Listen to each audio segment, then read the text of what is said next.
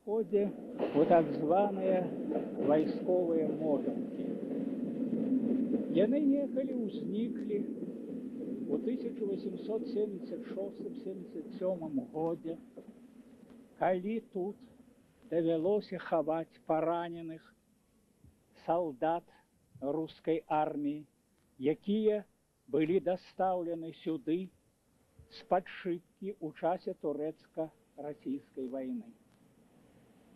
Этот был далёкі загарадны куточак поля, і яшчэ за маёй памяццю, нават вам цяжка паверыць, што тут адразу закладамі было яшчэ дзве драўляныя хаты. У адной з іх з левага боку кватараваў выдатны беларускі пісьменнік, празаік Лукаш Калюга, расстраляны ў 1937 годзе на Урале, а насупраць жыў літаратурны крытык, які пасля быў адзін час рэдактарам Ліма Янка Шарахоўскі. А далей было жытнёвае поле. Цяпер клады апынуліся ў самым цэнтры горада і сталі своеасаблівым пантэонам, мемарыялам нашых выдатнейшых дзеячоў літаратуры і беларускай культуры. Таму я так часта прыходжу сюды, каб аддаць даніну сваёй павагі, удзячнасці. І таму, што тут і на гэтых могілках, і на новых прэстыжных могілках, так званых маскоўскіх, у мяне больш сяброў, чым у горадзе, чым наогул на зямлі, а больш іх у зямлі. І таму я часта прыходжу, амаль кожны тыдзень адведваю гэтыя памятныя магілы. Упершыню на гэтых кладах быў пахаваны адзін з любімейшых паэтаў нашай моладдзі 20-х гадоў Паўлюк Трус. Ён быў аўтарам двух тоненькіх кніжачак, маленькай кніжачкі, якая была выдадзена ў 26-м годзе, вершы, і другая «Ветры буйныя». Пасля яго смерці 11 разоў выдаваліся яго творы. Вот яго магіла не так далёка, адсюль і пачынаўся той пантэон беларускіх дзеячаў беларускай культуры. Часам тут з'яўляюцца палявыя кветкі, невядома ад каго, прыхільнікі яго таленту, а ў 20-е гады гэта быў самы папулярны, любімейшы моладдзю паэт. Пражыў ён усяго 25 гадоў, прыкладна ва ўзросце Максіма Богдановича. Яго цудоўная паэма «10-й падмурак» гучала на ўсіх вечарах, на ўсіх сустрэчах, таму што это лірычны пачатак, падаюць сняжынкі, дыямэнты росы, падаюць бялюткі за маім акном, расчасалі вішні шоўкавыя косы і ўранілі долу снегавы вянок. Паўлюк Трус выпадкова памёр. Ён адзін час працаваў у Гомелі, у газеце «Гомельская правда». Пасля прыехаў у Мінск, вучыўся ў універсітэце, захварэў брушным тыфусам, і як невядомы, ён ніколі не сказаў нікому, што ён паэт, трапіў у інфекцыйную лякарню на вуліцы Крапоткіна, і там недагледжаны памёр. Хто памёр, было невядома. Добра, што ў яго курцы знайшлі кніжачку з яго партрэтам, пазванілі ў саюз пісьменнікаў, тады не было яшчэ саюза. Быў так званы Белаб, але быў дом пісьменніка, і вы не ўяўляеце, што дзень смерці Паўлюка Труса стаў агульнанацыянальнай жалобай. Усе газеты, «Звезда», «Советская Беларусь», была на рускай мове газета «Рабочий», папярэднік сучаснай Савецкай Беларусі, «Беларуская вёска», якая стала калгаснікам Беларусі, «Чырвоная змена». Усе газеты не то, што толькі некралог, а цалкам усе нумары былі ў жалобных чорных рамках з вялікім партрэтам Труса. Былі спагады, спачуванні Цэнтральнага камітэта Савета міністраў, тады называўся Саўнарком, ЦВК, і, карацей кажучы, гэта была усеагульная жалоба, хаця аўтар двух тоненькіх кніжачак Паўлюк Трус. Это быў любімец беларускай моладзі, песенны паэт, які многаму вучыўся у першую чаргу ў Купалы, у Шаўчэнкі, у Есеніна, і многія матывы былі сугучныя, але асноўны матыў быў фальклорны, і мяне дзівіць, што да гэтага часу нашы кампазітары звяртаюць мала ўвагі. Вось побач з магілай Труса пахавана пляменніца Янкі Купала Ніна Юльяновна Романовская, якая вельмі, сама доктар па спецыяльнасці, вельмі і вельмі рана загінула. Тут жа побач, вот тут магіла нашага выдатнейшага празаіка, аўтара выдатных раманаў, чалавека, які упрыгожыў усё беларускае і славянскае пісьменніцтва Кузьмы Чорнага. Ён пражыў толькі 44 гады. У 38 годзе быў арыштаваны. 8 месяцаў пратрымалі яго на канвееры, як ён пісаў у сваіх дзённікаў, білі па чэраву паленам, саджалі на кол, здзекваліся і нарэшце вызвалілі. Усю вайну ён прабыў у Маскве, працаваў у друку адрасаваным у тыл партызанам, атрымаў нават партызанскі медаль за гэта, вярнуўся ў 44 годзе ў Мінск і пасля ўсяго перажытага, перапакутаванага памёр. Кузьма Чорны казаў, што калі б я пражыў яшчэ некалькі дзесяткаў гадоў, я б напісаў дзесяткі раманаў пра сваіх землякоў, таму што цімкаўцы давалі яму агромністы матэрыял. Я ўспамінаю выдатную п'есу па яго рамане «Бацькаўшчына». Так, вельмі рана адышоў гэты выдатны пісьменнік, які мог уславіць жыццё беларускага народа, які быў своеасаблівым беларускім бальзакам. Побач з Кузьмой Чорным, можна сказаць, яго зямляк, капылянін, Алесь Гурло, удзельнік кастрычніцкай рэвалюцыі, матрос царскага флоту, які стаў вельмі рана рэвалюцыянерам, прымаў удзел у рэвалюцыйных падзеях, і гэта не замінала у 34 годзе арыштаваць яго, даць яму, праўда, тады лёгкую кару 5 гадоў высылкі ў Саратаў. Ён вярнуўся, і я ўспамінаю Гурло вельмі ціхага, вельмі змрочнага, нейкага адзінокага, напалоханага. Яго вершы і «Барвінок», і «Межы», і «Сузор'е», і «Зорнасць» былі вельмі папулярныя. Побач з ім уже урна захавана яго жонкі Марыі Владзіміровны, якую я добра ведаў, якую памятаю.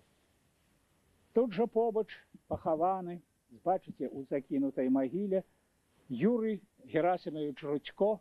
Это таварыш маёй маладосці, па Бабруйску, малады празаік, удзельнік вайны, але ўся радня яго з'ехала, і магіла закінута. Часам я падмятаю тут, прыбіраю, вось так. Это унікальная магіла, дзе вы бачылі яшчэ, каб на адной магіле стаяла два амаль аднолькавых помнікі. Я асабіста не быў знаёмы з ім.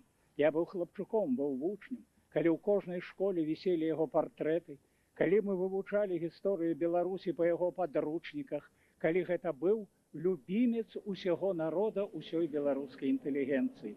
Педагагічны тэхнікум пры яго жыцці насіў яго імя. Ён быў спачатку наркомам земляробства, пасля стаў наркомам асветы і з'яўляўся арганізатарам, стваральнікам так званага інбелкульта, які пасля перарос у Акадэмію навук і быў першым прэзідэнтам гэтай нашай нацыянальнай акадэміі. Але ў 29 годзе, калі устаноўчая сесія праходзіла, пачалося распінанне Ігнатоўскага, якога давялі да самагубства. Пражыў ён толькі 50 гадоў, а колькі было зроблена. Гэтым не абмежаваўся яго трагічны лёс. У яго заставалася 3 сыны. Старэйшы зразумеў, што яго чакае, уцёк, з'ехаў кудысьці ў Сібір. У 36 годзе я трапіў у застенкі КГБ, НКВД тадышняга, і да нас у камеру трапіў хлапчук Ваня Шумскі, яму было 20 гадоў, але ён адпусціў сабе бародку і выглядаў уже старым. За што ты, Ваня? Мы адразу пыталіся. Ён говорить, а мяне пасадзілі разам з сынамі Ігнатоўскага, Юркам і Валентинам па абвінавачванню ў падрыхтоўцы замаху на беларускі ўрад, на Гікалу, Галадзеда і Чарвякова.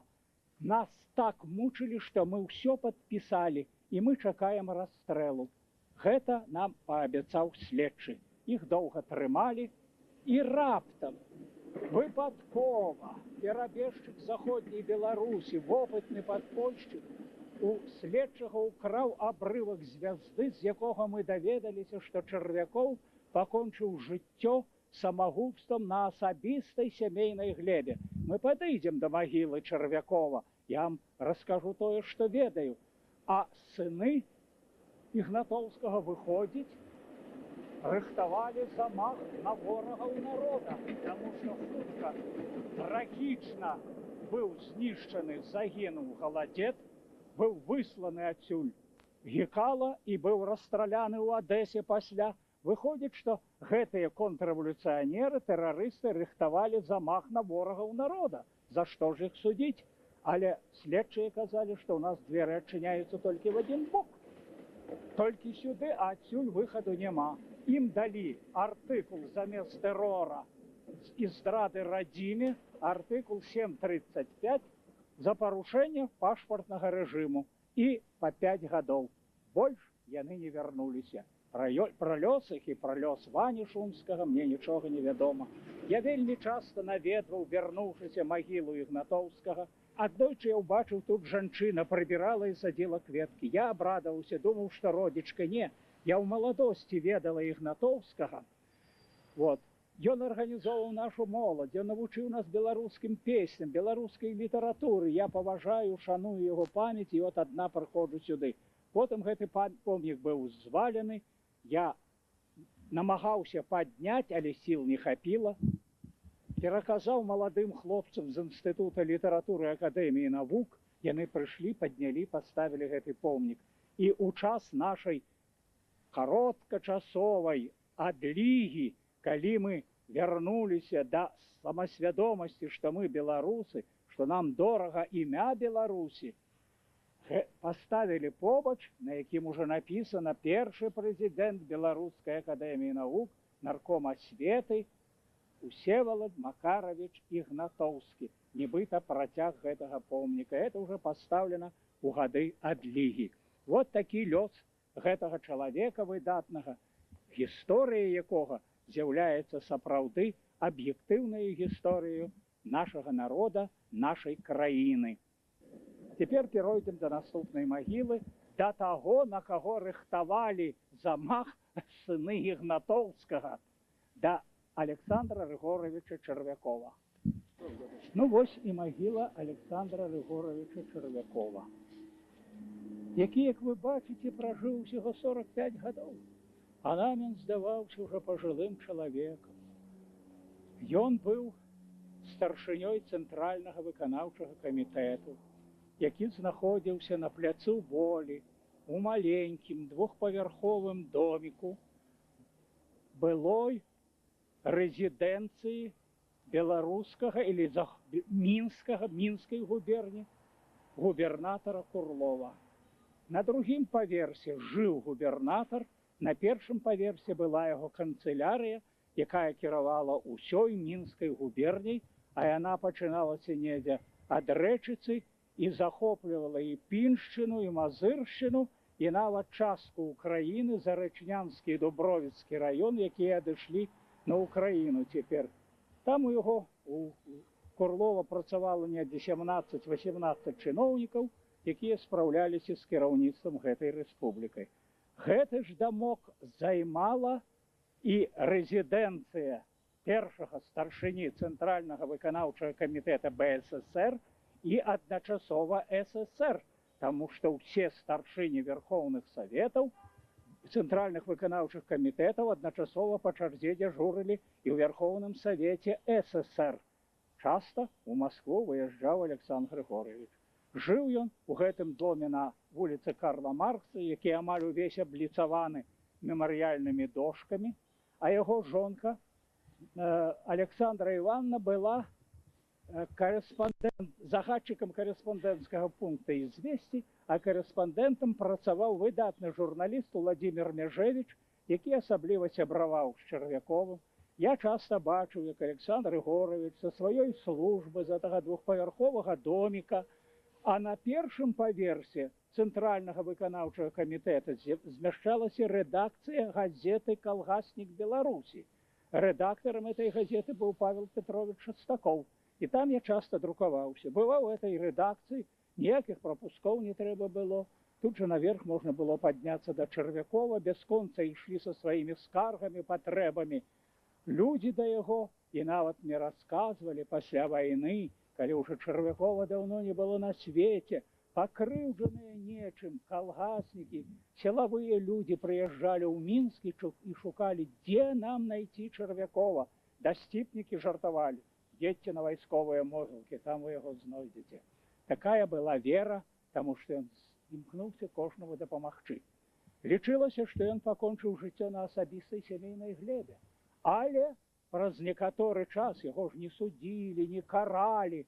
Праўда, на 16-м надзвычайным з'ездзе Кампартыі Беларусі Чарвякова раптам абвінавацілі ва ўсіх смяротных грахах, што ён з'яўляўся шпіёнам польскім, што ён з'яўляўся здраднікам.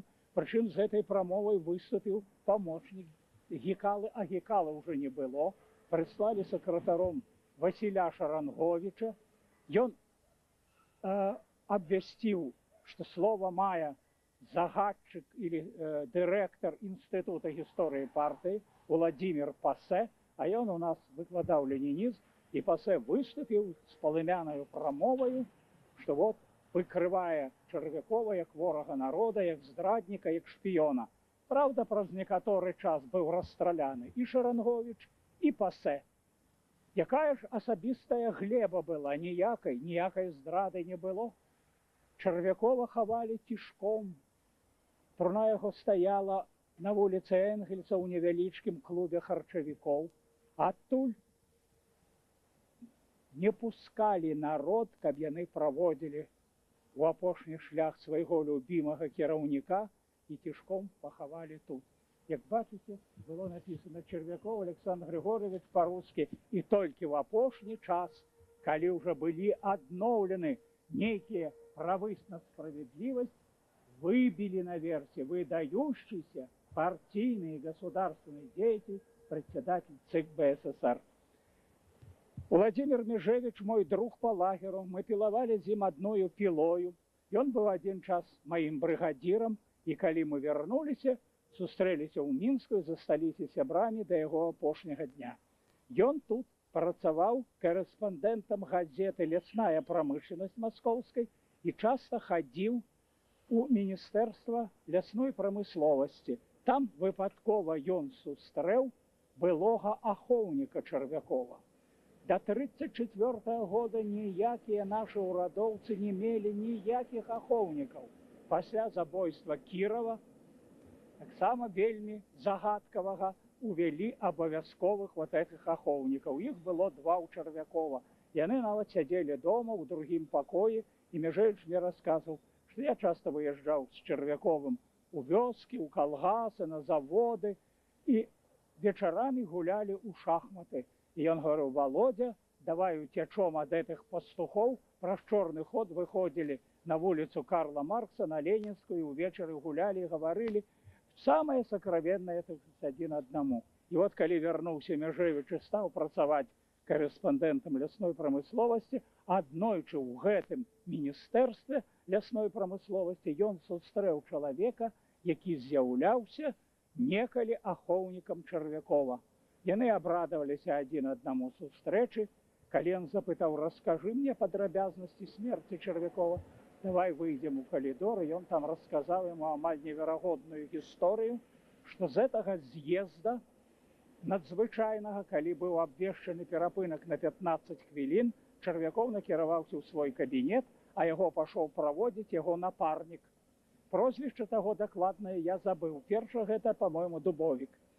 Той говорит, не-не-не, я проводжу Александра Григоровича. Проходит 15, 20, 30 гадзіна. Усе хвалююцца, чаму не пачынаецца з'езд. Пасля звонок Шарангович абвяшчае, што толькі што, заблытаўшыся ў сваіх антынародных, антыпартыйных памылках, жыццё пакончыў Чарвякоў. Яго не стала. Кінуўся гэты шукаць, кабінет быў апечатаны, а ноччу да яго прыйшла жонка таго ахоўніка, які пашоў яго праводзіць. Дзе мой Ваня? От я не ведаю. Ну так ты даведайся ў той установе, якая вамі кіруе. Ён пашоў туды назаўтра, і там яго няма. Казалі, больш з гэтым пытаннем да нас не вяртайцеся. Дзе ён загінуў, невядома. Гэта зноў-такі загадка смерці Чарвякова. І не дзіўна, што не абвінавачаны, не асуджаны, нічога.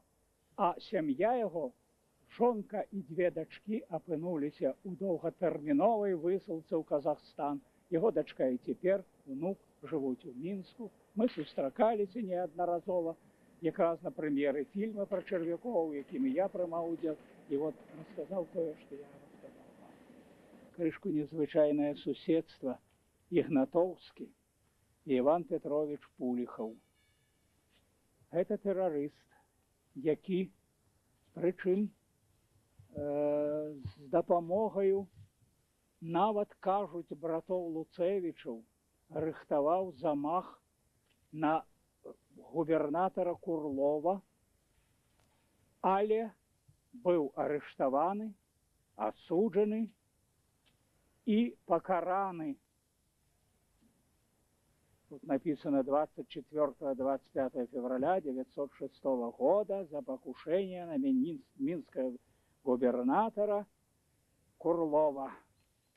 4 дні 25-гадовы тэрарыст СР Пуліхаў правісеў на браме мінскай турмы. Труп яго паказвалі, як кажуць, в назіданне другім, каб яны гэтага не рабілі. Гэта, мабыць, было адзінае смяротнае пакаранне ва ўсёй мінскай губерні.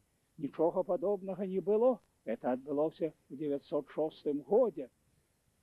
Спачатку Курлову дазволіў бацькам, а бацька яго быў каморнік, жыў у Мінску, забраць прах свайго сына і па-людску пахаваць на старажоўскіх могілках. Там было многа выдатных дзеячоў пахавана, але могілкі зруйнаваныя. Пролегла дарога, там пабудавана гасцініца «Беларусь», там выгульваюць сабак, усё, што хочаце, а там пахаваны адзін з першых марксістаў беларускіх, найлепшы друг выдатнай украінскай паэтэсы Лесі Украінкі Сергей Константинович Міржынскі. Пра іх я паэму ў свой час напісаў, пісаў вялікі нарыс «Мірям і Месія», якая тут 3 месяцы праседзела каля ложка паміраючага друга Міржынскага. Магіла яго знішчана. Прыязджалі кіношнікі і тэлевізіёншчыкі з Украіны, шукалі, нічога не знайшлі. А вот Пуліхава дазволілі пахаваць на старажоўскіх могілках. Калі руйнаваліся могілкі, яго прах і вось гэты помнік перанеслі сюды, на вайсковыя могілкі. Я не магу абмінуць у гэтую магілу. Гэта магіла выдатнага нашага кампазітара Нестара Фёдоровича Сакалоўскага. Чалавека, які быў надзелены выключным талентам песенным, які апрацаваў больш за 500 народных песень, стварыў выдатны хор, яго песні гучалі на ўсю краіну.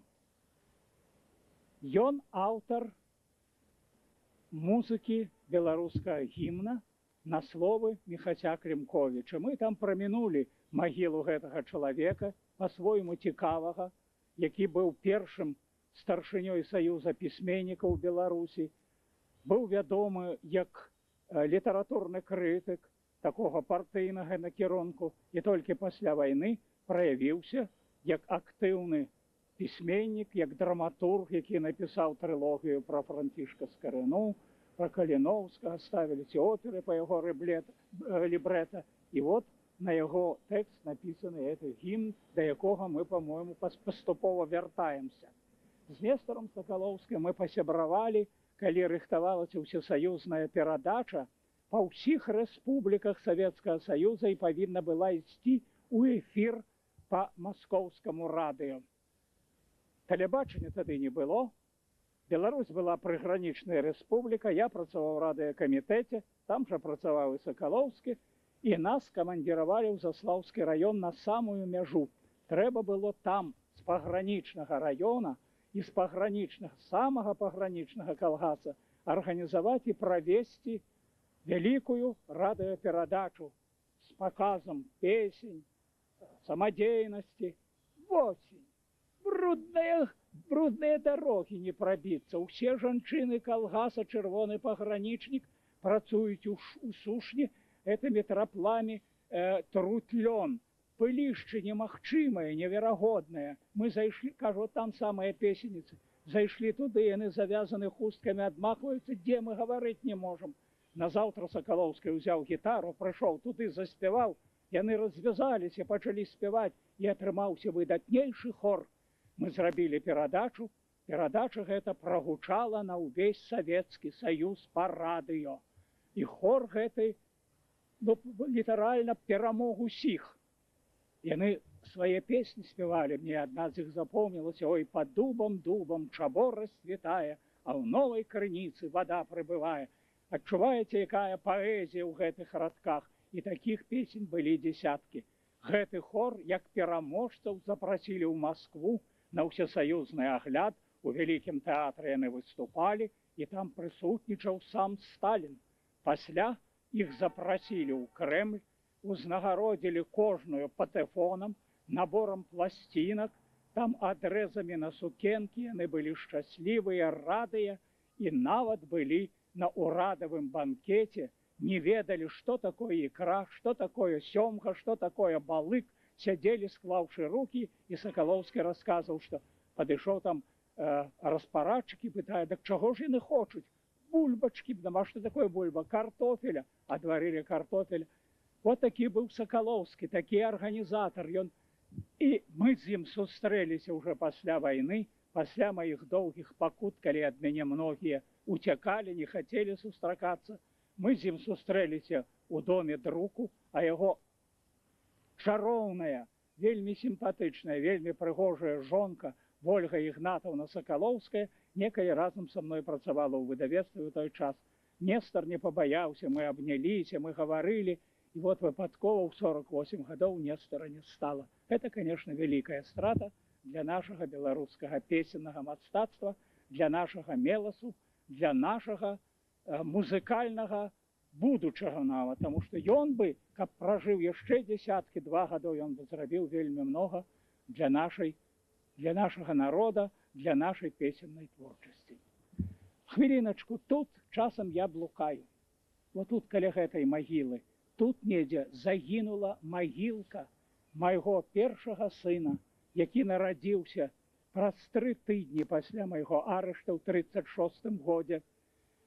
Ён быў выкінуты з маці, выселены з ведамасны пакойчык на вуліцы Цнянскай у доме радыёкамітэта, у якім я ў свой час працаваў. Яны гэтай позняй восенню туляліся на скверы, начавалі на скверы на плошчы Свабоды. Ад яе баяліся нават блізкія родзічы прымаць.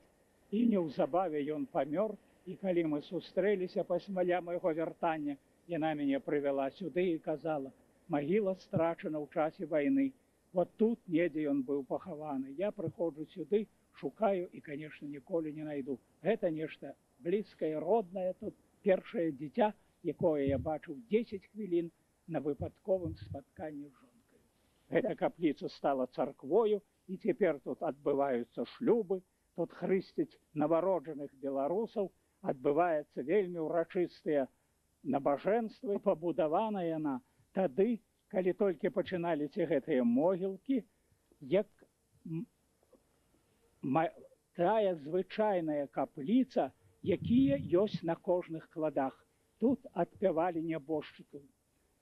Якраз у гонар тых герояў шыбкі, герояў руска-турэцкай вайны. Тут магілы іх вот там знаходзяцца, а іх прозвішчы на мемарыяльнай дошцы захоўваюцца в этой царкве. А сюды мы падышлі. Таксама вельмі цікавая тройца. Гэта народны артыст рэспублікі, выдатнейшы драматург, педагог, рэжысёр, які заснаваў цяперашні купалаўскі тэатр, Міровіч. Побач з ім таксама заслужаны артыст рэспублікі, член ЦК БССР Владимиру Миколаевичу Крыловичу, і тады это ўсё напісана на той трасянцы, якой мы цяпер многія карыстаемся. Гэта быў выдатнейшы акцёр. Ён іграў роль Кастуся Каліноўскага, ён іграў галоўную ролю ў п'есе Кандрата Крапівы «Канец дружбы» і вельмі рана згарэў на сцэне, якраз у 37 годзе, але не быў рэпрэсіраваны, а памёр сваёй смерцю. А побач, вот тут пахаваны мой добры прыятель, беларускі вельмі таленавіты празаік, тут і напісана пісьменнік Эдуард Самуйлёнак. Мы з Самуйлёнкам сустрэліся недзе ў 35 годзе, у 34 нават годзе у Полацку, калі ён працаваў яшчэ ў Чырвонай Полачыне адказным сакратаром, пасябравалі з таго часу. Ён заявіў пра сябе ў літаратуры першай аповесцю «Тэорыя Каленбрун», якая была надрукавана у часопісе «Узвышша», і адразу стаў вядомы на ўсю рэспубліку, таму што аповесць это была своеасаблівы такі пагранічны дэтэктыў і з вельмі напружаным сюжэтам, напісана на вельмі сакавітай мове з цікавейшымі эпізодамі. Потым па гэтай п'есе, па гэтай аповесці была зроблена п'еса «Сержант Дроб», і ў 35 годзе яна з'явілася юбілейным спектаклем тэатра 3-го БДТ, якім кіраваў Галубок у Гомелі, і мне давялося разам з Самуйлёнкам ехаць на гэтую прэм'еру. Я працаваў у радыёкамітэце, мне патрэбна было адтуль весці рэпартаж. Самуйлёнак ехаў як аўтар. Там мы жылі ў адным нумары гасцініцы. Многа было, так сказаць, розных цікавых эпізодаў, на якіх я не збіраюся затрымлівацца. Напрыклад, там быў такі у п'есе перабежчык з Польшы прабіраецца пад дрэвам. Гэтую роль выконваў пастаноўшчык гэтай п'есы нябожчык Канстантин Саннікаў, і яны з Самуйлёнкам пашлі абедаць у рэстаран. І там абмяркоўваюць рэпетыцыю, на якой прысутнічаў Самуйлёнак. Самуйлёнак яму кажа: «Костя, шпіёны так не ходзяць. Ты прабірайся вот пад тым дрэвам паўзком. Як жа ты ходзіш?» Праз некалькі хвілін падайшоў чалавек да іх з чырвонаю кніжачкай і сказаў: «Прайдзіце». Я чакаў Самуйлёнка ў гасцініцы няма. Ужо позна ўвечары ён з'явіўся чырвоны і смяецца, і вясёлы расказвае такі эпізод, як доўга дапытвалі, як яны збіраюцца пераходзіць мяжу, пакуль не сазваніліся, не сказалі, што это драматург і што гэта рэжысёр, вот рыхтуюць спектакль. Я быў на этой урачыстасці. Выдатнейшае свята было тэатральнага мастацтва. Цэлы цягнік прыехаў у Гомель, артысты ўсіх тэатраў з вялікімі падарункамі. Тэатр быў узнагароджаны 2 машынамі, Галубку прысвоена званне народнага артыста, а да гэтага ён быў заслужаны. І ён гаварыў: «Чаму народны? Я ж народны уже даўным-даўно і заслужаны, навошта мне 2 разы быць народным?»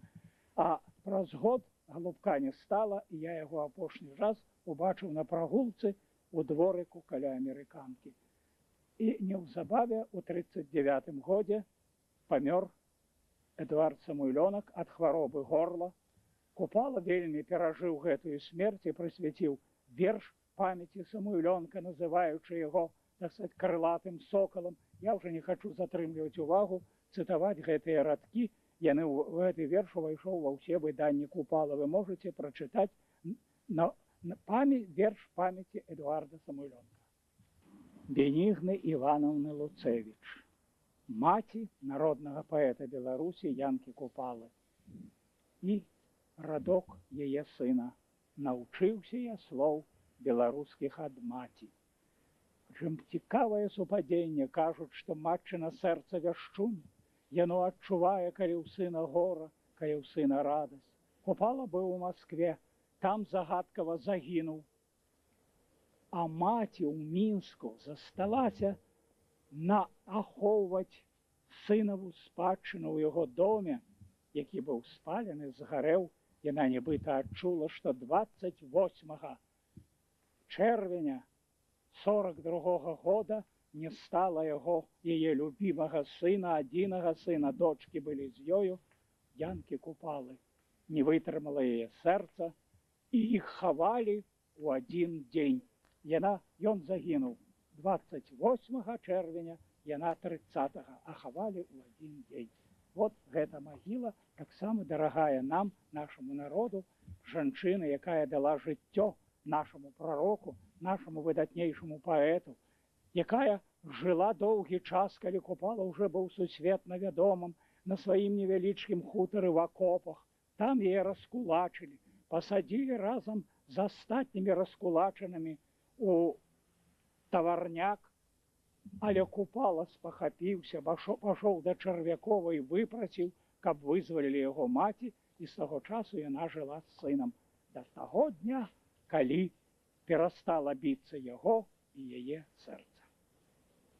Я не буду гаварыць доўга, што значыць для нас такі прарок, такі барацьбіт, такі крылаты сапраўды вяшчун беларускасці, як Янка Купала. Трагічная, загадкавая яго смерць у Маскве. У той час у гасцініцы «Масква» жыў часова Міхась Ленькоў, які быў старшынёй Саюза савецкіх пісьменнікаў Беларусі, а існавала картачная сістэма. У Маскву з Казані, з Печышчаў прыехаў Купала на ўсеславянскую канферэнцыю абароны міру, і якраз у Маскве рыхтаваўся вялікі юбілей, прысвечаны 60-годдзю з дня нараджэння народнага паэта Беларусі Янкі Купалы. Па Маскве былі расклеены афішы. Вечар это рыхтаваўся у зале імя Чайкоўскага. Купала прыехаў і зайшоў да Ленькова атрымаць прадавольчыя карткі, якія тады жылі па картках. Быў Ленькова, сядзеў. Ленькоў прапанаваў яго разам выпіць па чарачцы. Ён говорит: не, Міхасёк, я чакаю у госці, у мяне ўжо ў пакоі падрыхтаваны столік, павінен прыйсці мой друг, мастак Елісеев, да якога ён часта заязджаў, жыў ён на грузінах, і яны былі даўнімі сябрамі. Пашоў, праз некалькі хвілін трагедыя, Купала паляцеў уніз, разбіўся. Конечно, тут все гэтыя падрабязнасці, якія я чуў з першых вуснаў Ленькова, выключаюць нават самыя дзікія версіі, што это было самагубства. Это было забойство Купалы. Вот. Про гэта сведчаць многія, так сказать, расказы іншых людзей. Напрыклад, мой уже нябожчык, вядомы кінодраматург Алексей Каплер расказваў, што якраз у той час падымаўся пехатою па лесвіцы, бо ліфты не працавалі, і ён бачыў, як ляцеў у пралёт чалавек, і нават адна туфля сарвалася, упала на яго прыступкі, і это падаў Купала. Говорит, там нейкія цені змігнулі, зніклі і гэтак далей. Купала быў крэміраваны. У калумбарыі стаяла яго урна у мармуровым, з белага мармуру нішы такой, на якой былі напісаны славутыя словы Купалы: «Мне сняцца сны аб Беларусі». Доўга дамагаліся перавесці прах Купалы на радзімую родную зямлю, нарэшце дамагліся. У 1962 годзе гэта перазахаванне адбылося. Побач Владислава Францевна, славутая спадарожніца Купалы, якая мне не раз гаварыла, калі б я з Янкам паехала разам у Маскву, ён бы жыў і цяпер. Яна аддала ўсе свае сілы на ўвекавечанне памяці. Дом Купалы з яго рукапісамі згарэў. Яна пасля вайны збірала па лісточку, па кавалачку па ўсёй краіне спадчыну Купалы. У той час, калі ўвесь Мінск ляжаў у руінах, яна дамаглася пабудаваць музей Купалы, які часова ютіўся то у доме прафсаюзаў, то у падвале Саюза пісьменнікаў. Для мяне Владзіслава Францаўна была як родная маці. Яна двойчы ратавала мне жыццё сваёй увагаю, сваёй дапамогай. Падрабязнасці я не стану расказваць. Пра гэта я пісала ў сваіх успамінах, якія ўвайшлі ў кніжку. Так і было, якраз там ёсць нарыс Купаліха. Мы з ёю разам ездзілі ў Гродна, калі Гродзенскаму пединстытуту было прысвоена імя Янкі Купалы. Этот чароўны чалавек быў, які аддаў усё сваё жыццё беларускай культуры, беларускай літаратуры і купалавай спадчыны. І не выпадкова побач тут два полаты беларускай літаратуры, беларускай культуры, нашай духоўнай спадчыны Купала і Колас. З Купалам я сустракаўся часта. Ён ледзь не кожны дзень прыходзіў у дом пісьменнікаў, яго акружала моладзь, чыталі вершы, ён рабіў заўвагі, частаваў нас, вадзіў у кіно, таму што ўсе былі безграшовыя, бываў у яго дома. З Якубам Коласам мне даводзілася сустракацца радзей. У дом пісьменніка ён прыходзіў вельмі рэдка, таму што быў віцэ-прэзідэнтам Акадэміі навук, і клопатаў службовых спраў у яго было больш, чым трэба. І к таму ж ён вельмі актыўна працаваў у літаратуры. Тое, што зрабіў Колас для ўсёй славянскай духоўнасці, для гісторыі нашага народа, гэта агромнейшая глыба, калі ўзяць толькі адну новую зямлю, пра якую вельмі цікава расказаў яго сын Даніла Канстантінавіч у 9-м нумары «Полымя» за гэты год. Это выдатны артыкул, выдатны аналіз бацькаўскага подвігу, таму што новая зямля з'яўляецца энцыклапедыяй беларускага жыцця, побыту, мараў, надзей, спадзяванняў беларускага народа. Тое ж, як і Сымон Музыка, якія зачароўвалі нас. Гэта як пазыўныя, гэта як сімвал. Мой родны кут, як ты мне мілы, забыць цябе не маю сілы. Мы расчынаемся з гэтым дэвізам і павінны помніць яго заўсёды. Цікавы, з Коласам мне даводзілася сустракацца, калі я працаваў у чырвонай змене і ў радыёкамітэце, а тады патрабавалі у сувязі з нейкімі, ну, напрыклад, выратаванне чэлюскінцаў, так сказаць, палёт нашых жанчын-лётчыц Грызадубова, Яціпенка недзе, так сказаць, на далёкі ўсход. Абавязкова водгукі пісьменнікаў.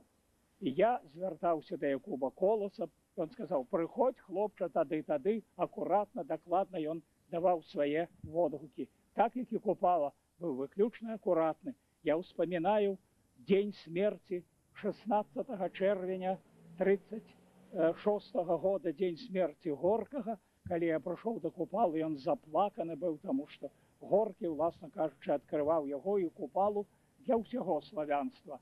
Но звярніце ўвагу, гэта, я хацеў сказаць, адзіны, але не адзіны, таму што ў Рызе на райнісаўскіх могілках стаіць адзіны помнік, дзе пахаваны Ян Райніс, а днямі адбываўся вечар у нашым таварыстве дружбы, прысвечаны 130-й гадавіне Яна Райніса. І на магіле Райніса на помніку толькі адно слово «Райніс». Ніякіх званняў, што гэта паэт, што гэта выдатны дзеяч, няма. Тое ж самае, як тут напісана Якуб Колас. Ні даты нараджэння, ні даты смерці. Таму што ў такіх паэтаў, у такіх волатаў няма гэтых дат, ні дня нараджэння, ні дня смерці. Таму што талент яго перадаецца з пакалення ў пакаленне. Ад далёкага роду Лёцікаў і Міцкевічаў перадаваліся гены, якія сышліся ў гэтым волаце беларускай літаратуры, беларускай культуры. І няма даты смерці, таму што выдатныя паэты не паміраюць, яны вечныя.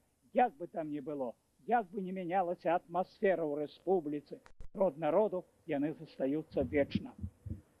Мне ўспамінаюцца пахаванні Якуба Коласа, калі 3 сутак дзень і ноч уся Беларусь ішла ў палац прафсаюзаў, у Дом культуры палаца прафсаюзаў, уже закрывалі ў 10 гадзін вечара, людзі ламіліся, прыязджалі з Палесся, калі ішла эта працэсія па ўсім праспекце, калі былі сотні вянкоў, і самы кранальны вяночак неслі школьнікі, вот такія дзеткі, з палявых кветак, нарваных народнай зямлі Коласа у Мікалаеўшчыне, под дубамі наднёманскімі. Это былі рамонкі, гэта былі васількі, гэта былі анюціны вочкі. І вот это уже прывялы з папаратнікам, які уже завяў, пакуль прывезлі. Но это быў самы кранальны і самы дарагі вянок з коласавай зямлі, якім адкрывалася гэтая працэсія. Так быў пахаваны Якуб Колас, так яны застаюцца і цяпер побач, два голаты нашага нацыянальнага духу, нашай літаратуры і духоўнасці ўсяго славянства. Я жадаю, каб гэтыя дзеці праз гады не забыліся іх запавет, каб яны заставаліся беларусамі, каб яны захоўвалі ў сваёй душы памяць сваіх выдатных папярэднікаў, не цураліся мовы, якая з'яўляецца ключом к разуменню ўсіх славянскіх моў. У гэтым я пераканаўся неаднойчы, ездзячы па Еўропе. Пры дапамозе беларускай мовы я разумеў і разумелі мяне у Польшы, у Чэхаславакіі, Чэхіі і Славакі, славены, болгары, лужыцкія сербы.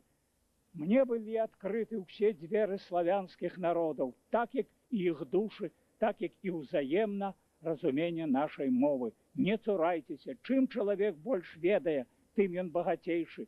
Вы будете багацейшыя на одну мову, якая з'явіцца ключом для разумення ўсіх славянскіх моў. Не забывайце гэтыя святыя мясціны, прыходзьце, тут стаялі выдатныя, а тут побач пахавана верная спадарожніца Якуба Коласа Марыя Дмітрыевна Міцкевіч. Тут Якуб Колас паставіў дзве выдатныя мастацкага ліцця з чыгуна дзве лавачкі, дзе можна было пасядзець, адпачыць, пагаварыць. Нічога не засталося. Всё знішчана. Што ж гэта за племя? Што ж гэта за моладзь расце, якая замест таго, каб ствараць, разбурае тое, што ёсць. Разбураюць помнікі, зрываюць надпісы. Нядаўна я быў на маскоўскіх могілках. Там пахаваны выдатны беларускі вучоны і пісьменнік Фёдор Михайлович Янкоўскі. З яго помніка сарвана прозвішча, таму што яно было з нейкага таннага металу. Што ж гэта адбываецца? Гэта святое месца. Шануйце, памятайце і не забывайце яго. Годзе выратаваў Янку Купалу, калі ён рабіў спробу пакончыць жыццё самагубствам, ён трапіў у 3-ю клінічную бальніцу, і гэты Нікалай Іванович яго аперыраваў і выратаваў яшчэ малады хірург. Янка Купала падарыў яму цэлы сэрвіз, частка якога захавалася і пасля вайны і была перададзена ў музей жонкаю, удавою Бобрыка Екатеринай Івановнай і цяпер з'яўляецца адной з частачак тых рэчаў, да якіх дакранаўся Купала. Такая ж гісторыя адбылася ў 955 годзе.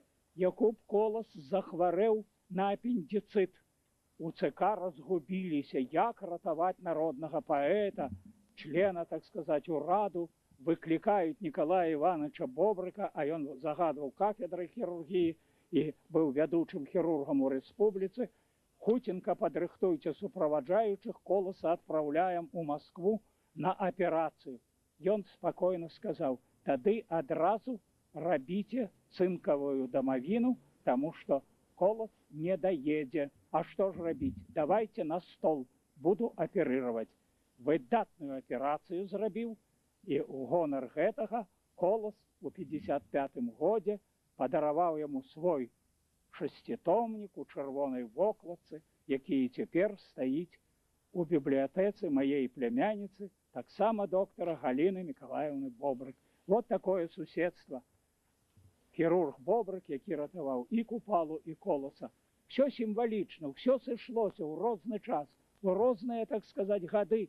І вот такое выключнае суседства. Тут жа яшчэ выдатны наш кампазітар Туранкоў, які зрабіў вельмі многа для беларускай музыкі, для беларускай оперы. Гэта святы куток, гэта літаратарскія масткі, гэта наш мемарыял, гэта месца нашай святой памяці.